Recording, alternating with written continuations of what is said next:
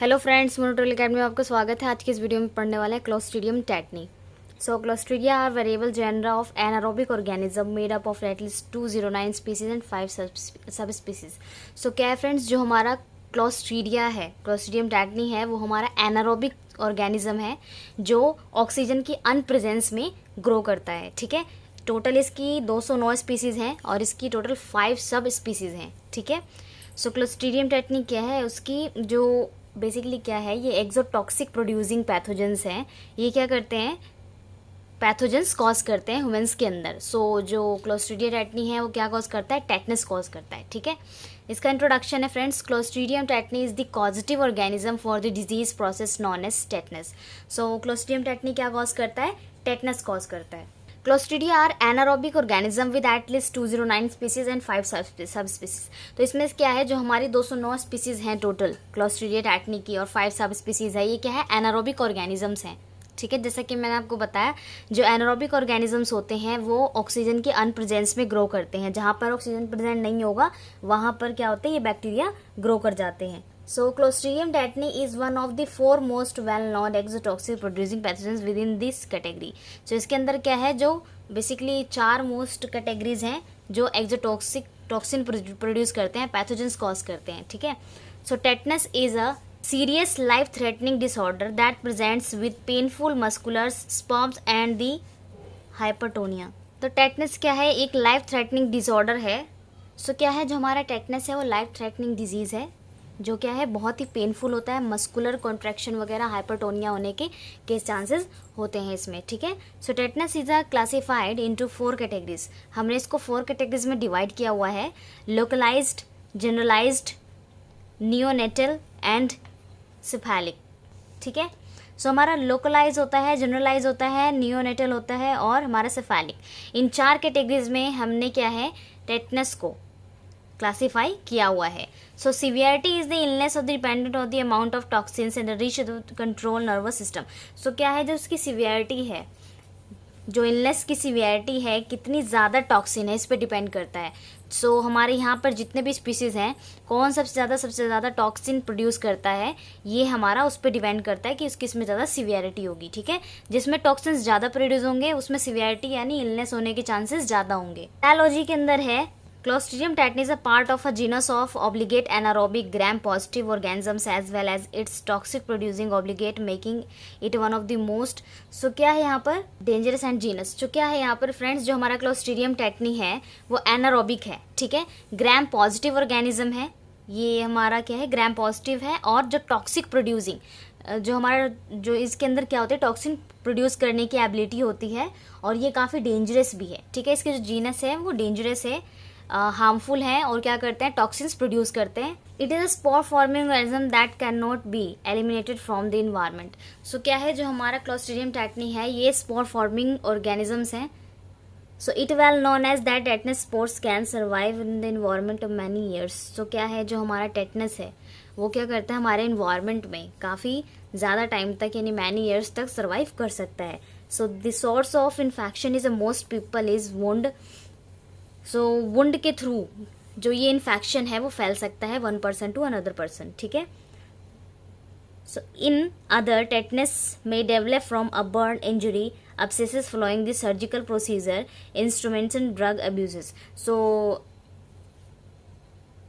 जो टेटनस है वो कैसे हो सकता है, जो बेसिकली बर्न इंजरी होती है, जब कोई जल जाता है किसी वजह से उसमें, और abscesses of flowing surgical procedure जो है, जब सर्जरी के टाइम पर काफ़ी ऐसी चीज़ें हैं, प्रोसीजर हैं जिससे कंटामिनेटेड चीज़ें अंदर जाती हैं, तो जिसकी वजह से भी क्या होता है कि क्लोस्ट्रीडियम टेटनी फैलने के चांसेस होते हैं। और इंट्रावेनस ड्रग एब्यूसेस, अब इंट्रावेनस ड्रग एब्यूसेस से भी क्या होता है कि हमारा जो क्लोस्ट्रीडियम टेटनी है वो एक जगह से दूसरी जगह फैल सकता है। So neonatal tetanus is a often of result of the home delivery with the unsanitary cutting of the umbilical cord. So जो डिलीवरी के टाइम पे umbilical cord होता है, जब होम डिलीवरी होती है तो जो umbilical cord कट करते हैं तो हम क्या करते हैं, कोई मतलब आप सैनिटाइज चीज़ें यूज़ नहीं कर रहे होते हैं उस टाइम पर, आपको कुछ मतलब घर पे आप कोई चीज़ यूज़ कर रहे हैं, कोई इंस्ट्रूमेंट यूज़ कर रहे हैं, तो उसको प्रॉपर तरीके से सैनिटाइज नहीं करते हैं, जिसकी वजह से क्या होता है कि जो स्पोर फॉर्मिंग है, जो स्पोर्स होते हैं क्लोस्ट्रीडियम टेटनस के, वो उस टाइम पर क्या होता है कि एंटर कर जाता है लेडी के अंदर, ठीक है। सो इससे क्या है कि जो बेबी है या फिर जो अम्बेलिकल कोड है वहाँ पर स्पोर्स लग जाते हैं, जिसकी वजह से क्लोस्ट्रीडियम टेटनी फैलने के चांसेस बढ़ जाते हैं। सो हमारा है एपिडर्मोलॉजी। So most of the cases tetanus take place in developing countries where immunity is lacking and the particularly areas where natural disaster have occurred. So क्या है, यहाँ पर जो काफ़ी ऐसी कंट्रीज़ होती हैं जिसमें इम्यूनिटी की काफ़ी कमी होती है लोगों के अंदर, जिनके अंदर इम्यूनिटी की कमी होती है उनको डिजीज़ होने के चांसेस काफ़ी ज़्यादा होते हैं, ठीक है। So the spores of clostridium tetani are present in the environment irrespective of geographical location. So clostridium tetani क्या है, काफ़ी इन्वायरमेंटल रिस्पेक्टिव है, जो क्या करता है, जो जियोग्राफिकल लोकेशंस होती हैं, ये बेसिकली वहाँ पर इसके स्पॉट्स प्रेजेंट होते हैं और ये एक पर्सन से दूसरे पर्सन के थ्रू किसी भी कंटामिनेटेड चीज़ से फैल सकता है। So this spores reside in the soil and can enter through the opening in the skin. अब हमारे स्किन से क्या है, स्वेटिंग होती है, तो हमारे स्किन में बहुत ही स्मॉल होल्स होते हैं, जिससे क्या होता है कि जब वो होल्स ओपन होंगे तो स्किन के थ्रू क्या होता है, अगर वो स्पोर्स क्या है हमारे जब ओपन होंगे तो सोइल क्या होगा, हमारे स्पोर्स में एंटर करेगा और सोइल के अंदर क्या हो, क्लोस्ट्रीडियम टेटनी के स्पोर्स होंगे, ऐड होंगे, तो वो क्या होगा, हमारी बॉडी के अंदर एंटर करेगा, जिसकी वजह से क्या होगा कि वो डिजीज हमें भी हो सकती है, ठीक है। So, neonates at the increased risk of underdeveloping areas of the world when non-sterile medical equipment is used to cut the umbilical cord. अगर हम डिलीवरी के टाइम पे अनस्टेन्ड या फिर हम कह सकते हैं कि जो हम मेडिकल इंस्ट्रूमेंट या इक्विपमेंट्स यूज़ कर रहे हैं, अगर वो स्ट्राइल नहीं है, यूज्ड मटेरियल यूज़ कर रहे हैं, इक्विपमेंट्स यूज़ कर रहे हैं, तो उससे क्या होता है कि क्लोस्ट्रीडियम टेटनी होने के चांसेस बढ़ जाते हैं। So the World Health Organization, जिसे हम शॉर्ट फॉर्म में WHO कहते हैं, estimates that in 2015 approximately 34,000 neonates died from the neural tetanus. So क्या है कि जो वर्ल्ड हेल्थ ऑर्गेनाइजेशन के थ्रू क्या हुआ था, 2015 में बताया गया था कि 34,000 जो नियोनेटल्स डेथ हुई थी वो सिर्फ टेटनस की वजह से हुई थी, ठीक है। हम जब इक्विपमेंट्स यूज़ करते हैं, अगर वो स्टरलाइज नहीं है, तो इससे क्या होता है कि टेटनस होने के चांसेस बढ़ जाते हैं, ठीक है। Tetanus toxins vaccine was first producing in 1924 and use extensively for the first time among soldiers during World War second. So यहाँ पर टेटनस के लिए वैक्सीन्स बनाई गई थी, ठीक है, 1924 में। और क्या हुआ था कि इस टाइम पर जो सोल्जर्स थे हमारे, जो world War second world war में जो इन्वॉल्व थे, उनको क्या है, ये टेटनस के वैक्सीन्स दी गई थी, ठीक है। Currently the prevalent vaccine which protect against diarrhoea, tetanus, pertussis, Hib and hepatitis B, जिसको हम DTP and HIV is the most commonly use childhood vaccine worldwide. So यहाँ पर क्या है, काफ़ी सारी वैक्सीन्स बनाई गई थी, ठीक है, जिसके अंदर क्या है, हमारा डिप्थीरिया एंड टेटनस के लिए और हेपेटाइटिस के लिए ये सारी जो चाइल्डहुड वैक्सीन्स हैं ये बनाई गई हैं देने के लिए। सो पैथोफिजियोलॉजी के अंदर है हमारा, tetanus is characterised by severe diffusions muscle contractions. So tetanus में क्या होता है फ्रेंड्स, जो हमारी मसल्स हैं उनमें कॉन्ट्रैक्शन जो होता है वो काफ़ी ज़्यादा हो जाता है, ठीक है। So the transmission of clostridium tetani is through the exposure of a deep tissue wound is a spores which are present in soil or fecal matter from animal or human. So क्या है, यहाँ पर जो clostridium tetani का transmission है one person to another person, उसका जो exposure होता है, ठीक है, वो किसके थ्रू होता है, जब आप डीप टिश्यू वुंड करते हैं, जैसे कि आप खांस रहे हैं, ठीक है, उसके जो स्पोर्स हैं, अगर आपको क्लोस्ट्रीडियम टेटनी है, स्पोर्स क्या होंगे, दूसरे हेल्दी पर्सन पे जाएगा तो उसको भी टेटनस होने के चांसेस हैं। अगर वो फीकल या सॉइल में प्रेजेंट है तो किसी एनिमल के थ्रू आपको हो सकता है, ठीक है। क्लोस्ट्रीडियम क्या है, एनारोबिक ऑर्गेनिज्म है जो कार्बन डाइऑक्साइड के प्रेजेंस में ग्रो करता है। So the anaerobic tissue wound provides an ideal environment for the replication and growth of Clostridium tetani. So क्या है जो हमारा Clostridium tetani है, अगर वुंड क्या होता है, वुंड प्रोवाइड करता है एक आइडियल इन्वायरमेंट प्रोवाइड करता है क्लोस्ट्रीडियम टेटनी को ग्रो के लिए। तो जब भी ये एक पर्सन से दूसरे पर्सन में एंटर करता है तो वहाँ पर उसको एक इन्वायरमेंट मिलता है, जिस इन्वायरमेंट में वो क्या करता है, रेप्लिकेशन करता है। ठीक है, रेप्लिकेशन के थ्रू वो ग्रो करता है और वहाँ पर डिजीज कॉज करता है। सो फ्रेंड्स, हमारा ट्रीटमेंट और मैनेजमेंट है, the focus of acute tetanus management should centre around toxins and mitigation and aggressive symptoms management include airway protection. So यहाँ पर क्या है, हमारा बेसिकली किस पे फोकस किया जा रहा है, जो मैनेजमेंट है टेटनस का, जो मैनेजमेंट है यहाँ पर जो एग्रेसिव सिम्टम्स हैं वो मैनेज किया जा रहा है, और जो इंक्लूडिंग एयरवे प्रोटेक्शन है कि एयरवे के थ्रू, वुंड के थ्रू किसी दूसरे पर्सन को ना फैले, उसको उससे प्रोटेक्शन करना। ठीक है, so patient with science and symptoms of tetanus should be admitted in the intensive care unit for initial management. So अगर हमें लगता है कि किसी पेशेंट को टेटनस के साइन और सिम्टम्स हैं तो उस पेशेंट को एक इंटेंसिव केयर में रखा जाता है, जो क्या है, एक इनिशियल मैनेजमेंट है। इसमें पेशेंट की केयर की जाती है और उसको प्रोटेक्ट करके रखा जाता है ताकि किसी दूसरे पर्सन को ना फैले। ठीक है, सम पेशेंट्स में इवन रिक्वायर मैकेनिकल वेंटिलेशन। सो कुछ पेशेंट को क्या है, मैकेनिकल वेंटिलेशन की भी जरूरत पड़ जाती है, जो काफ़ी सीरियस होते हैं। So tetanus toxins bind irreversibly to the tissue, so the focus on neutralisation of the unbonded toxin.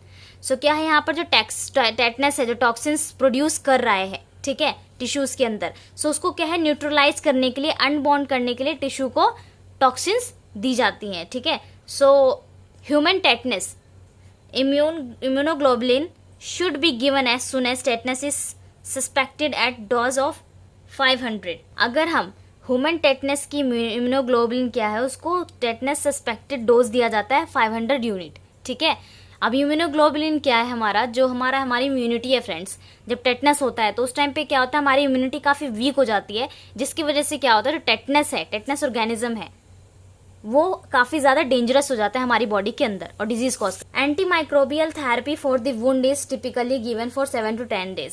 So anti microbial therapies भी दी जाती हैं, सो ये 7 से 10 दिन के लिए दी जाती है फ्रेंड्स।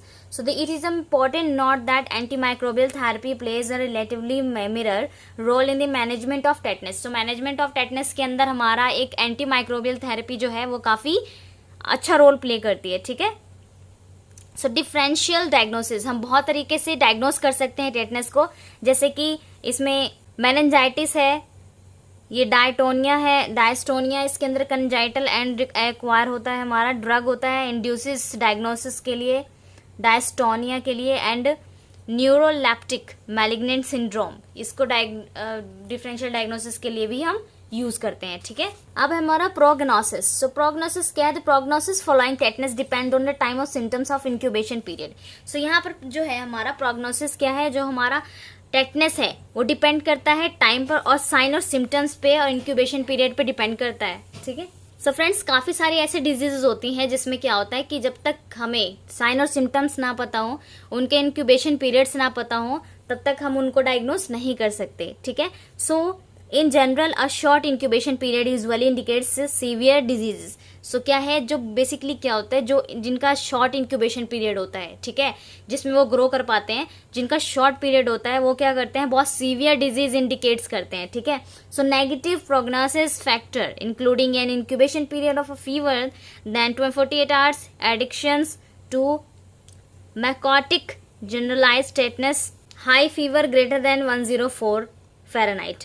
सो क्या है, यहाँ पर जो इंक्यूबेशन पीरियड है, ठीक है, प्रोग्नोस्टिक, जो हमारा नेगेटिव प्रोग्नोस्टिक फैक्टर है, वो पीरियड कितना होता है, 48 आवर्स होता है, addition of macotic and generalised tetanus and higher fever greater than 104 degree Fahrenheit. ठीक है, so patient with localised tetanus have mortality and mobility. So patient जो लोकलाइज होता है टेटनस के लिए, वो मोर्टेलिटी एंड मोबिलिटी पर डिपेंड है। So recovery is a most patient is slow but can take month और year for a full recovery. So tetanus के केस में क्या होता है कि जो पेशेंट को रिकवरी में है वो काफ़ी ज़्यादा टाइम लग जाता है, वो मंथ भी लग सकते हैं और ईयर भी लग सकते हैं।